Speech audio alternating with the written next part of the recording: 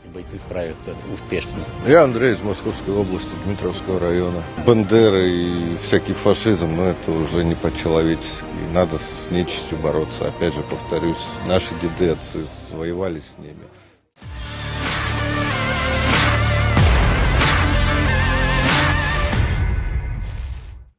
Sejak gagal merebut Kiev, ibu kota Ukraina, pasukan Vladimir Putin telah memfokuskan serangannya di wilayah Donbas. Rusia dibantu sepenuhnya oleh tentara Chechnya untuk melawan Ukraina. Terbaru beredar video pasukan tambahan Chechnya terbang ke Donbas pada Rabu, 11 Mei 2022. Bersama Wakil Ketua Pemerintah Republik Chechnya, Abu Said Vismuradov, dan Menteri Dalam Negeri Republik Chechnya, Ruslan Alkanov, sukarelawan lain yang terbang ke Donbas dari Bandara Internasional Grozny yang dinamai dengan nama Presiden pertama Republik Chechnya, pahlawan Rusia. Tulis keterangan unggahan, semua pejuang ini disebut menjalani pelatihan ulang di tempat pelatihan Universitas Pasukan Khusus Rusia di Kudermes.